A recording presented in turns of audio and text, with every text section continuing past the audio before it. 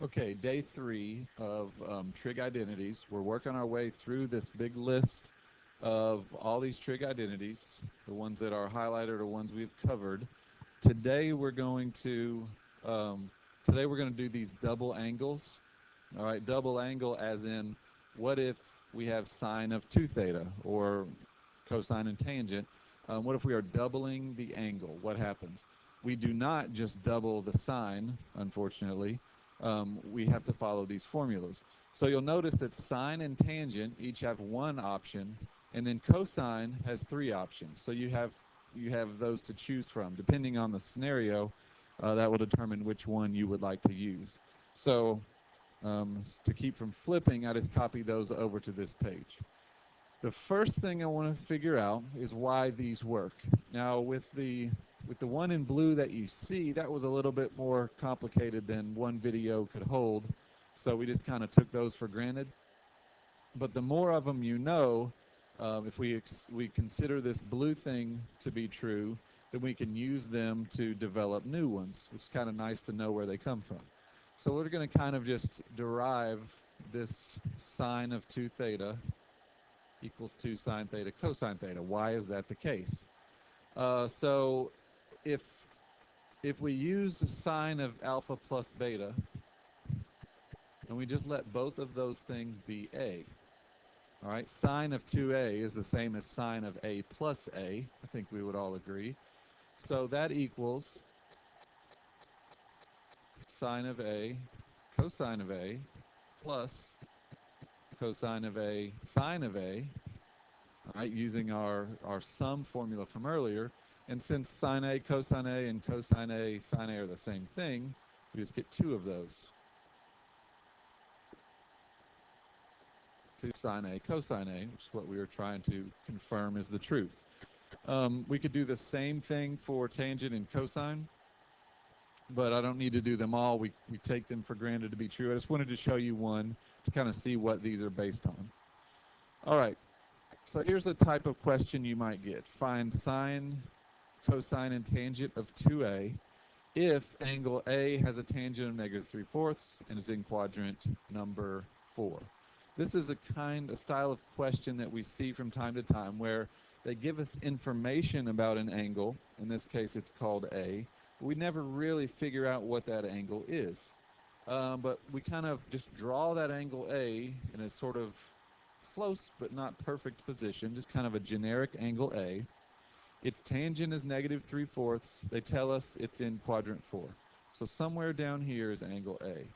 Technically, this is angle A, but we can just treat the triangle like that's angle A, and it's going to work out just the same. So what do we know about this angle? I don't know how many degrees or radians it is, but I do know that its tangent ratio, opposite over adjacent, is -3/4. I'm going to put the negative with the 3 because that's down, going downward, -3. I'm going to make the 4 positive. The hypotenuse in this situation, just always make it positive, and this is 5. Because this is a 3, 4, 5 right triangle, you could use the Pythagorean theorem. And I get that -3 is not really a distance, but label it as -3 because of what we're getting ready to do. So my question is, what are sine, cosine, and tangent of 2a? Here's angle A. Let's start with sine. According to my new identity, the sine of 2a is equal to 2 sine A cosine A. And now I'm going to use my triangle setup to figure out what it's equal to. 2 sine of this angle is opposite over hypotenuse. That's -3/5. That's why you need that negative on your diagram. And we're going downward where sine is negative in quadrant 4. Cosine of A is +4/5 because it's going to the right. All right, so now you just multiply. I've got 2 times -3 times 4 on top. That's -24. And I've got a couple 5s on the bottom. That's 25. All right, so what's cosine 2a? In a situation like this, it does not matter one bit which one of the 3 you use. You're going to get the same answer. So just choose. I'm not going to use that top one because it has 2 trig functions in it. So I use the middle one, 2 cosine squared theta minus 1.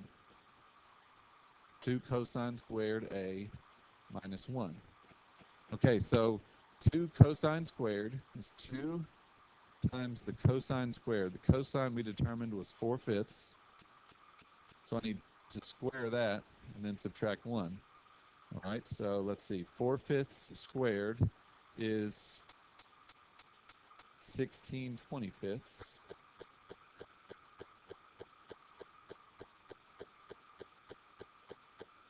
Keep on up here. That's 32/25 minus 1, which is 25/25. So 32/25 minus 25/25 is 7/25.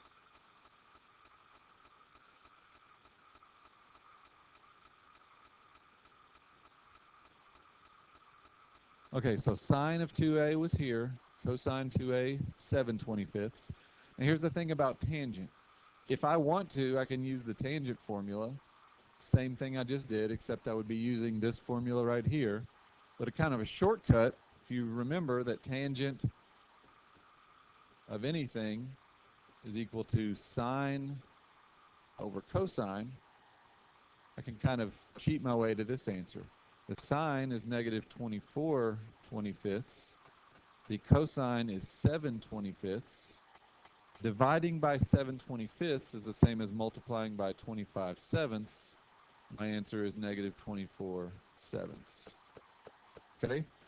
So you can tell there that we knew the tangent was negative 3/4, the tangent of A. The tangent of 2A is negative 24/7, which is not just doubling the negative 3/4.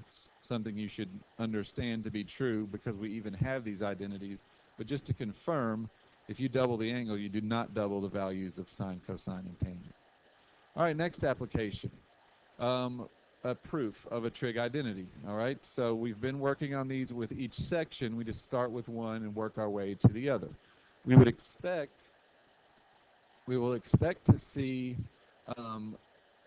cosine of 2D or some double angle trig functions because that's the section we are in.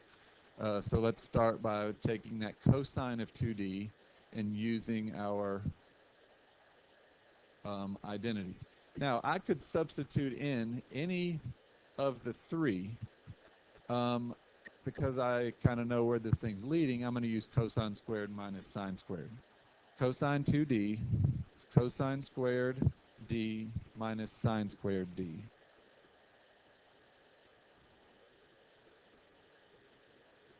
Okay, and factoring plays a big part in these identities, something you should expect to see happening.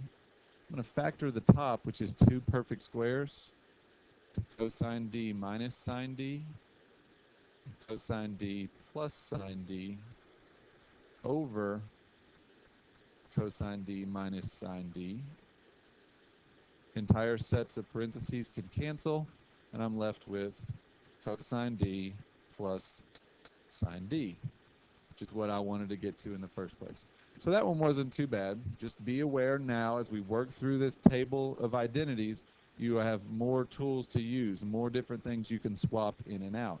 And the thing that you start with, the fact that you see a cosine 2D here, and you don't see any 2Ds as arguments over here, means you need to somehow apply that cosine 2D formula and get rid of that 2D, which we did pretty quickly there. All right, last example for this video. Find the sine of 2 times the arcsecant of 3. And this seems like something incredibly complicated to do with no calculator, but it's kind of like the one 2 problems ago. We have information about an angle. All right, we're never really going to figure out that angle. We're just going to kind of set it up. So first of all, realize this.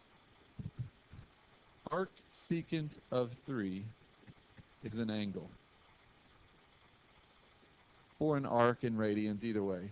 It is the angle who has a secant of 3, which, by the way, would mean it has a cosine value of 1/3, but that's not really the point. So let's just, if it helps, let's just call it theta. And off to the side, now what I'm looking for is the sine of 2 theta. All right, sine of 2 theta equals 2 sine theta cosine theta. The thing that makes these a little bit intimidating to look at is that we don't just call it theta, we call it arcsecant of 3. But if you realize that that is just an angle, this problem gets a lot easier. So let's draw a picture of theta. All right, so the angle arcsecant of 3 it's the capital A arcsecant version, which means it's the first time through the unit circle. Remember that this means that arcsecant comes from somewhere across the top, because I don't want to allow myself to double up. Secant is 3 when cosine is a third, and cosine is a third somewhere up here and somewhere up here. So I'm not going to draw an arcsecant from the first or fourth quadrant because there's 2 possibilities. What I want to do is find the value on top that has an arcsecant of 3 or a cosine of 1/3. So for those reasons, I know I need to be somewhere in the first quadrant. All right, secant is positive in the first quadrant. So I'm just going to kind of generically draw my angle here. This angle is arcsecant 3. So the arcsecant, I'm going to set up this right triangle. If cosine equals adjacent over hypotenuse, then secant equals hypotenuse over adjacent. So my ratio of hypotenuse to adjacent is 1/3, which means square root of 8 over here, because 3 squared is 9, subtract 1 squared, get 8. That side length is square root of 8. So whether you want to think of it as secant as hypotenuse over adjacent and put the 3 in the 1, or you want to think of it as cosine as 1/3, either way we get this same triangle. All right, so now I'm set up. I can forget about the angle being called arcsecant of 3. I have the picture that I need. So the question is, what's sine of 2 times this angle? Well, whatever this angle is, the sine of 2 times this angle, as we have over here, is 2 sine cosine. The sine of this angle is opposite over hypotenuse, square root of 8 over 3. The cosine of this angle, which we've kind of talked about, is 1/3. If I multiply these out, I get 2 times the square root of 8 over 9. So this is almost the answer. Problem is the square root of 8 is not simplified because there are perfect squares, or there's a perfect square that goes into that. So square root of 8 is 2 times the square root of 2. 4 times the square root of 2 over 9. Final answer. All right, so we're starting to have seen problems like this where we get some info about an angle and we draw it. This is the first one we've done together where they describe that angle as the arcsecant of 3. Same idea. All right, they could have said find the sine of 2a, and a is the angle whose cosine is 1/3 and it exists in quadrant 1. So it's very similar to this problem up here, just a little bit of a trickier way to give you that info. All right, so that's going to wrap up this one. I just want to leave you with one question, and that is, who's that chick that's rocking kicks? She's got to be from out of town.